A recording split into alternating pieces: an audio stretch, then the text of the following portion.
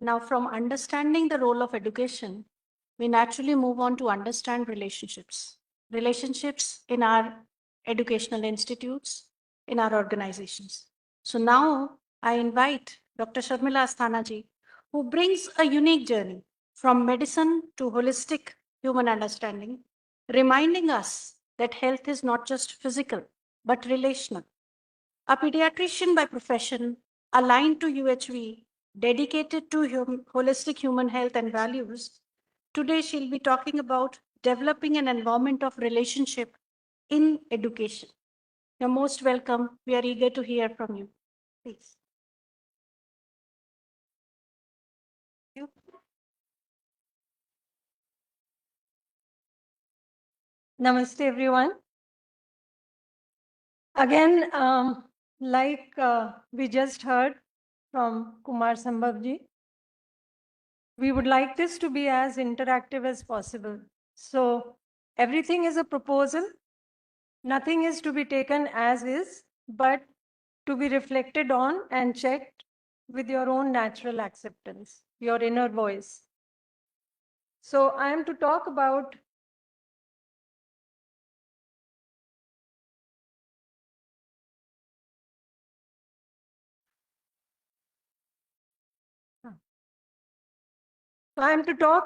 developing an environment of relationship, of harmony through education. You just heard about the priority when we want to live with human consciousness. The priority is with right understanding as top priority, then with relationship, and the third one of physical facility. And by right understanding, we mean understanding the harmony. So we talked a little bit about the human being very briefly. And now I'll be talking a little bit about harmony in the family.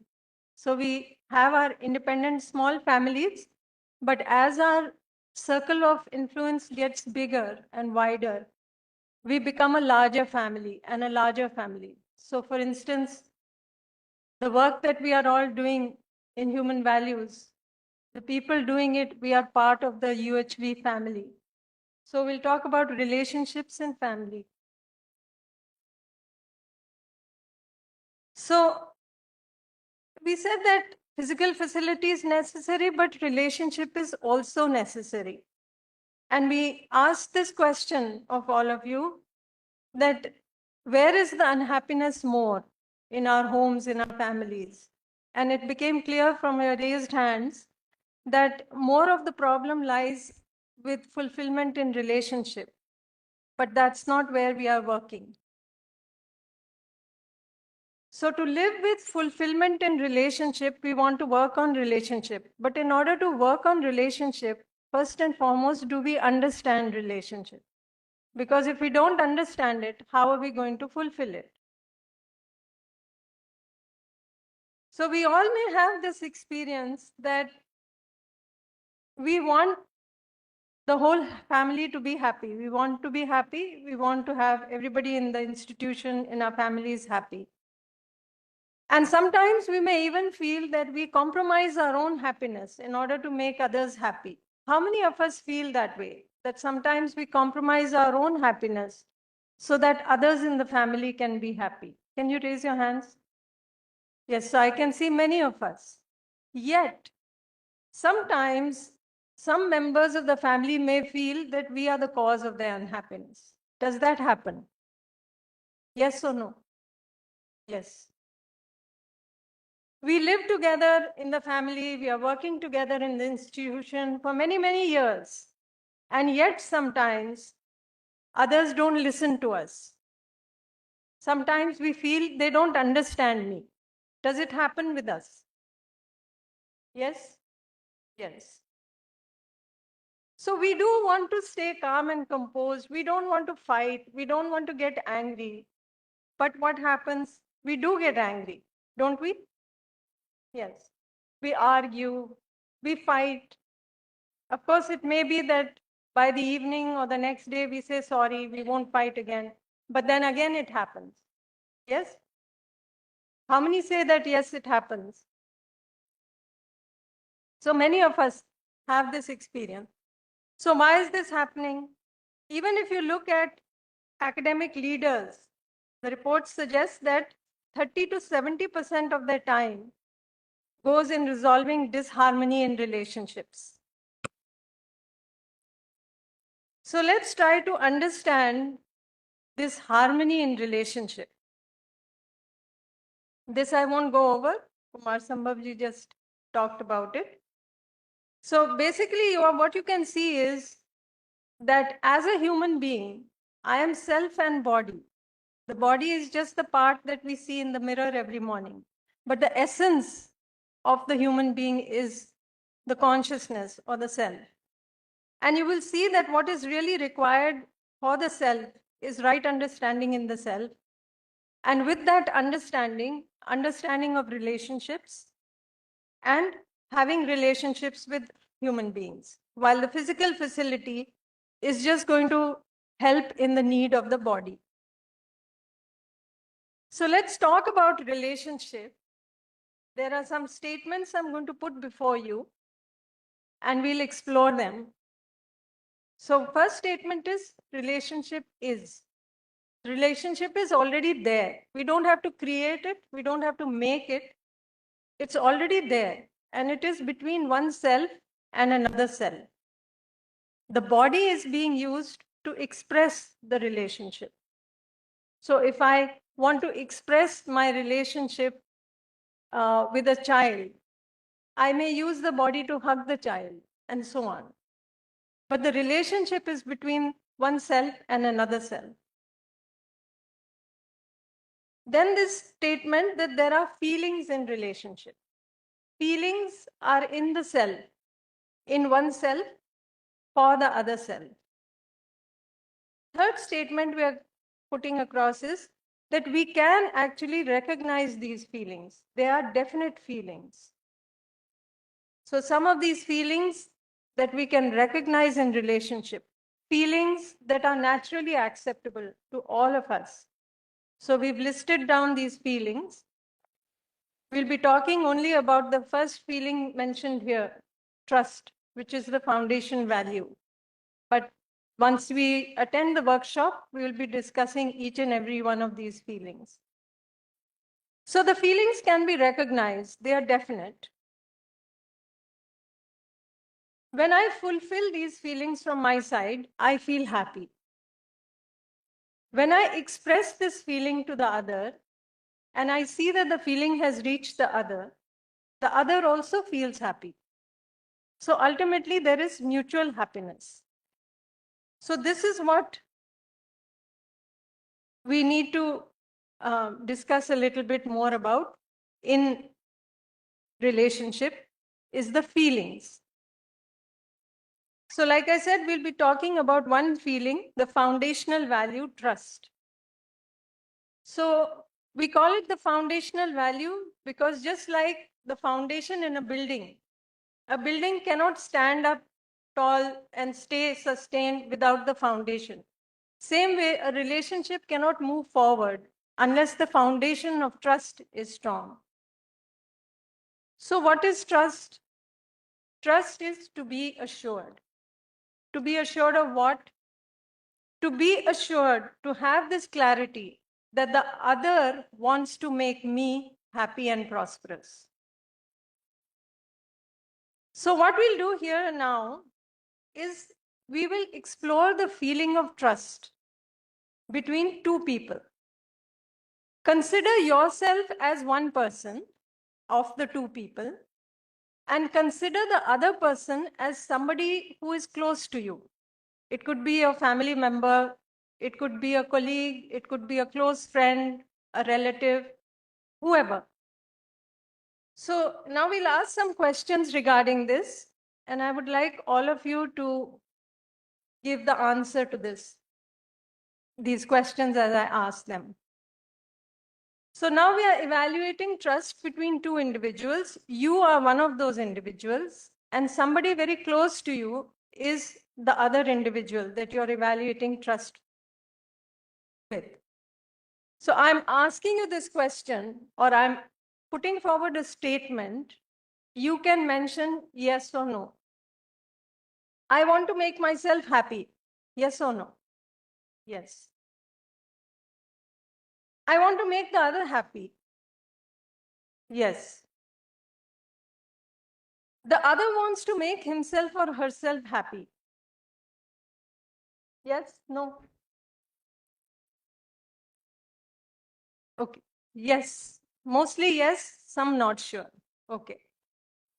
The other wants to make me happy. Not sure is much more clear now. So that's a question mark, right? This is about our natural acceptance. Now let's look at our competence, our ability. So we all want to make ourselves happy. We said yes. How about our ability? Am I able to make myself always happy? Yes or no? So some doubt is there. Maybe yes, sometimes no, some doubt. Question mark.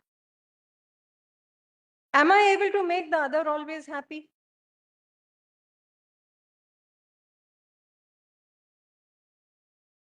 We try sometimes, yes, no. So again, question mark. The other is able to make herself or himself always happy?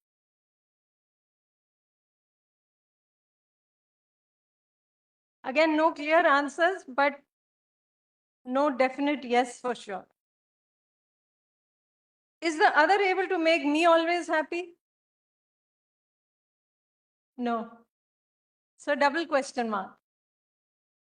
So now you can see that when we look at our natural acceptance, we can see that we want to make the other happy, right? We want to make ourselves happy and the other happy.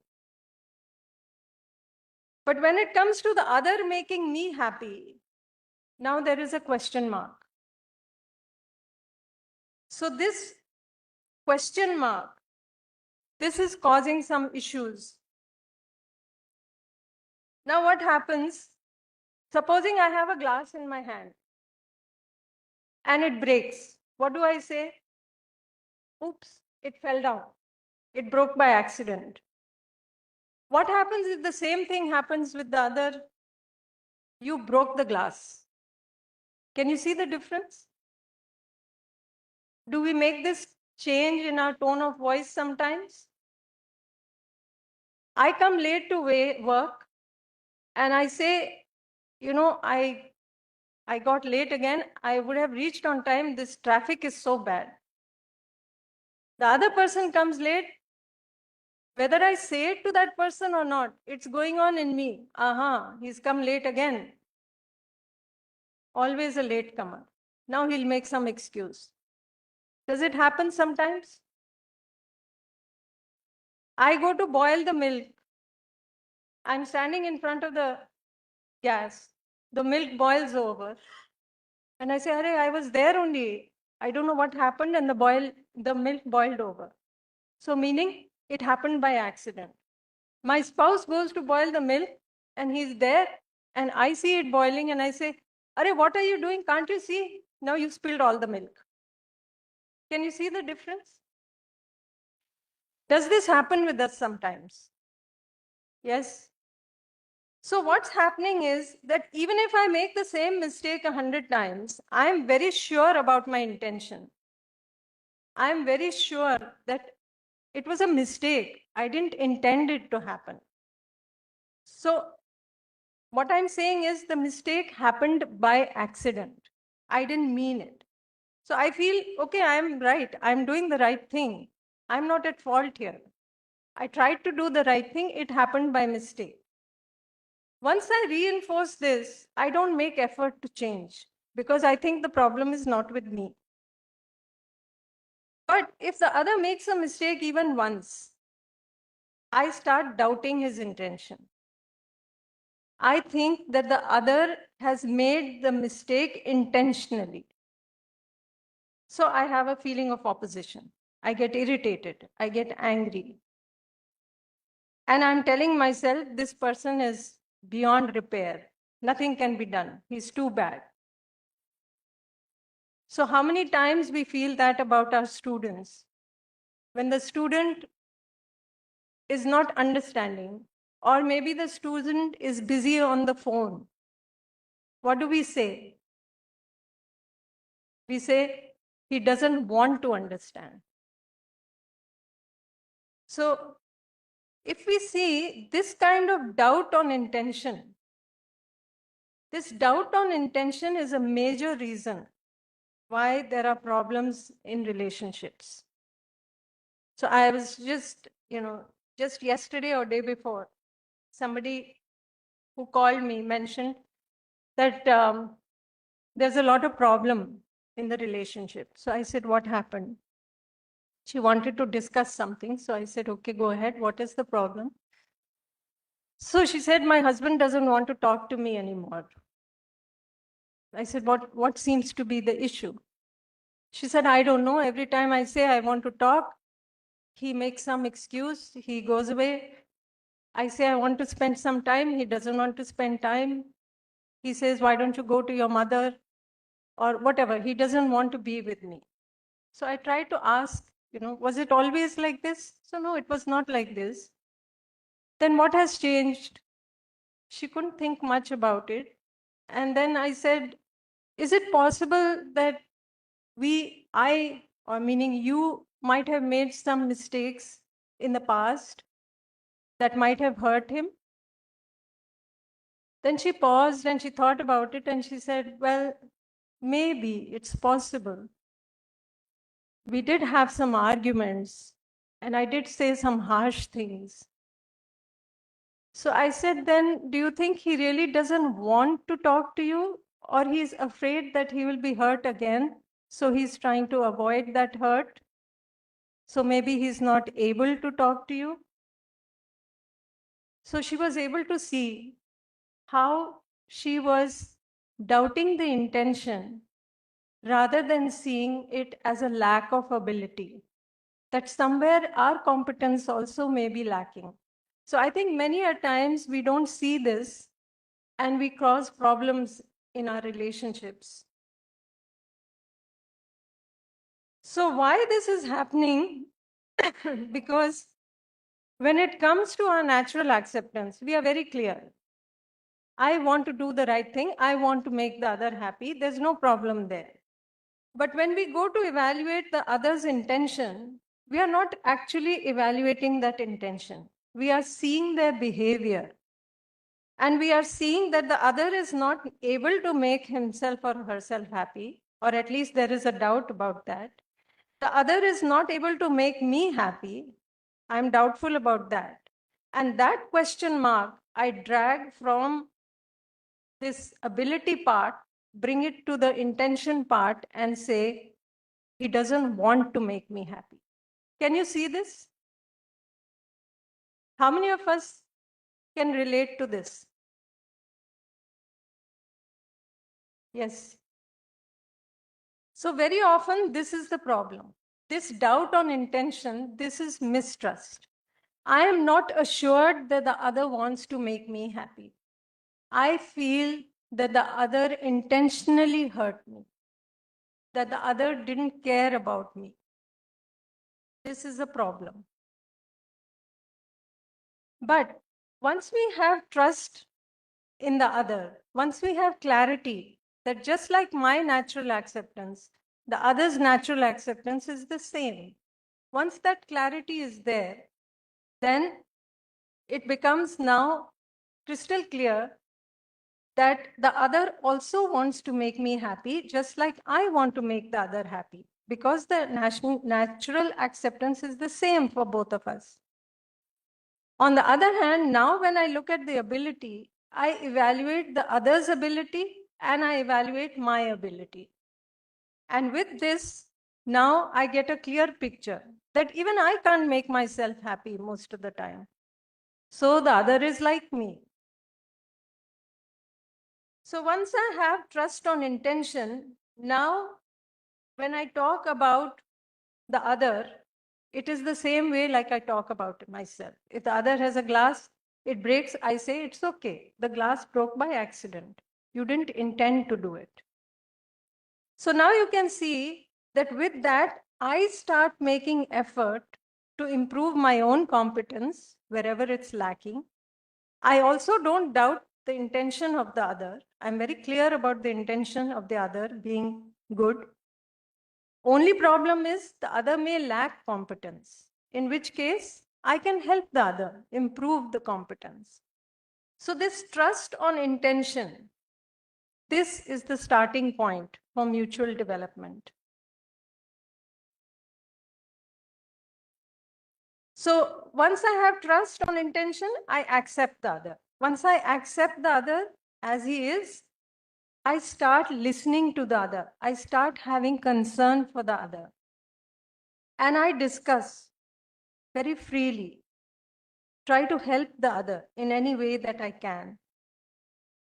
And where I am concerned, I stop complaining about others. I start seeing my role, what I can do to help the other. So this trust on intention, this is the foundation of relationship. Just to share an example, there was a lady who used to attend some of the workshops, or she had just attended the workshop. And then on the last day of the workshop, she was sharing her experiences. So she mentioned that she used to be very short-tempered with her children. She would shout at her children, get angry with the children. And the other day, after the workshop, she went home. She was preparing dinner, and the children were playing in the hall. And they happened to be playing with a ball. And the ball hit the window pane, and the glass broke and shattered. And she says, I went into a fury. Here I am cooking, and these people are troubling me. They are causing all these problems. So she just barged out, marching, wanting to, slap them or something like that. And she said, while I was walking, I slowed down. And this trust on intention, this came back to me. And so then my anger subsided, and I walked there. I asked the children to move aside. I cleared the window pane, the shattered glass. I told them to put on their shoes so they don't get hurt. And she had 3 children. So she said, the youngest one, or the middle one, he was very surprised, and he was looking. I think they were waiting for the explosion to happen, which didn't happen. And so he asked, Mummy, you're not going to beat us? You're not going to shout? And then the little one said, she's attending some workshop, new workshop. She's not getting so angry now. This was her experience that she shared. It's just a little bit of awareness. I'm not saying that this is something new. This is traditionally knowledge that is known to us, but somewhere we have forgotten. So sometimes we need some sort of reminders. So this trust on intention, this leads to the foundation in relationship. Now, if we have unconditional, continuous trust on intention, then, and the other person is lacking in competence, what would you do? You have 4 choices. Would you try to improve the competence and also improve our own competence? Or would you get irritated, angry, have feeling of opposition? What is it? A, B, C, or D? Can I hear it louder? A. So it's very obvious, right? This is when we have trust on intention. Then we respond to other people. We respond to situations. However, when we doubt the intention, then we may be doing any of these other things, getting irritated, angry, feeling of opposition. We are reacting to the other person, to the situation. Now, the question that we need to reflect on is, how many persons in our family and friends do we have trust on intention that is unconditional and that is continuous. What that means is, in our family and friends, how many people are there with whom I never, ever, even for a moment, have irritation, anger, opposition? Meaning, it is continuous. My trust is continuous. It is not based on any condition that if they take care of this, then I will have trust. So without that condition, how many people do we have trust on intention? We can just reflect on this. We don't have to answer it, but it is important for us to continue that dialogue within us and check for ourselves.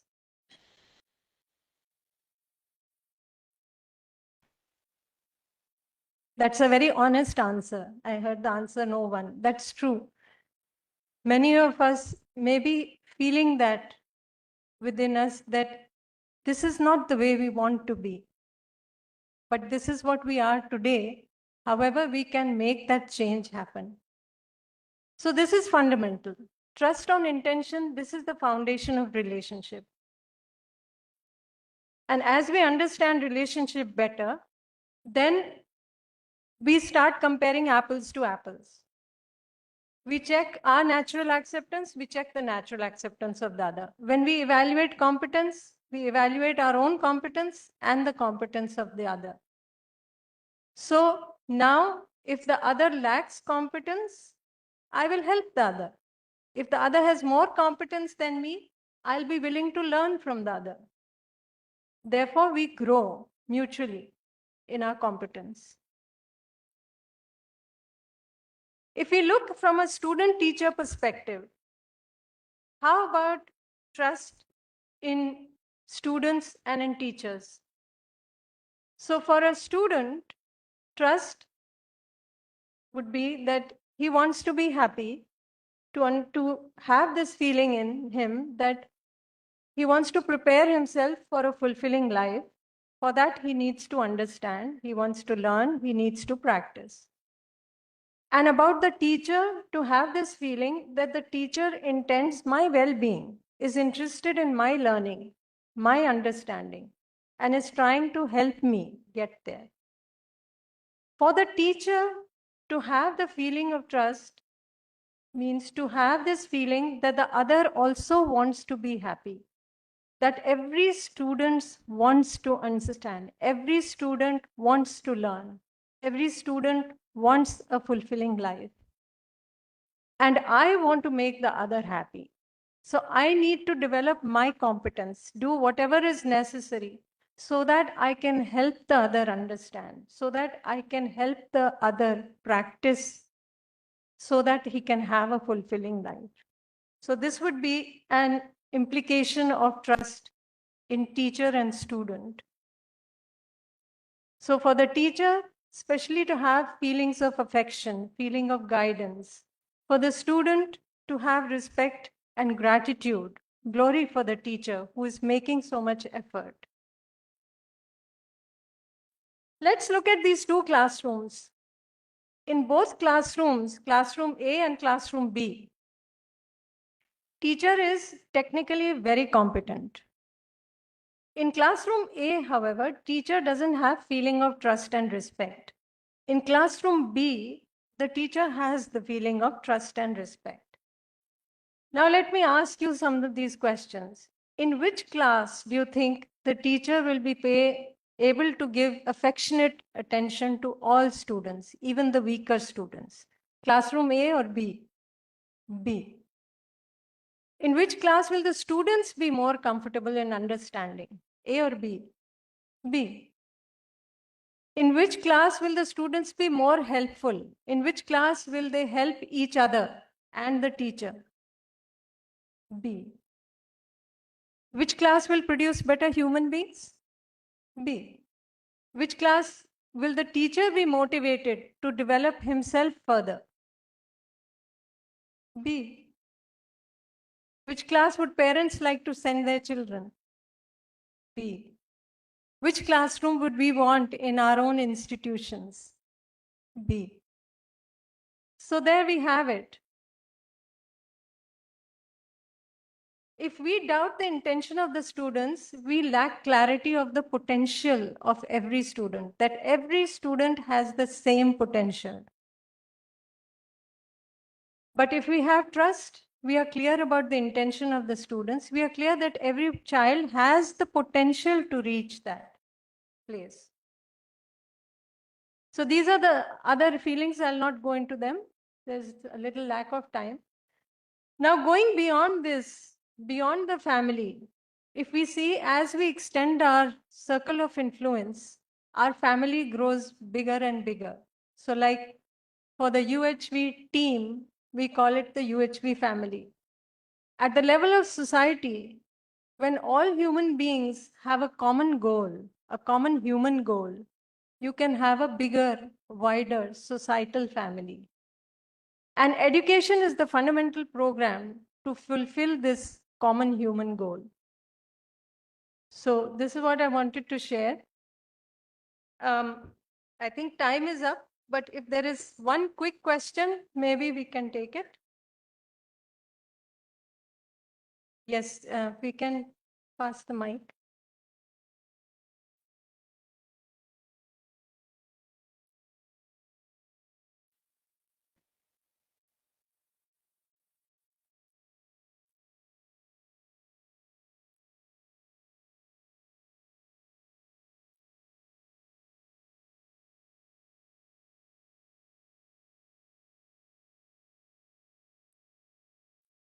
Maybe should we do this later?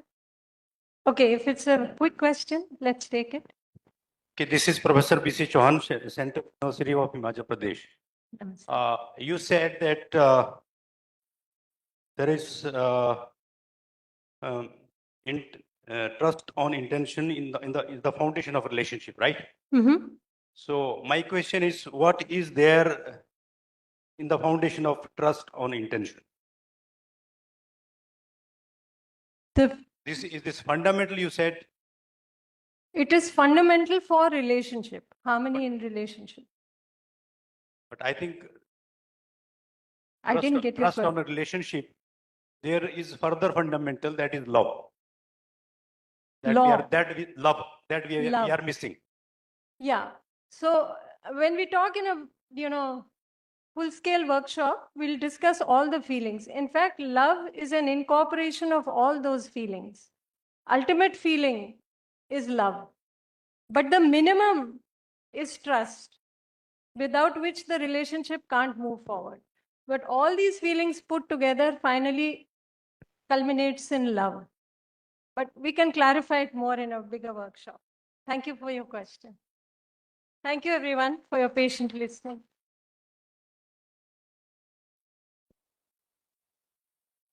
Thank you, Sharmila ji, for highlighting how relationships are at the core of human education, and it works everywhere.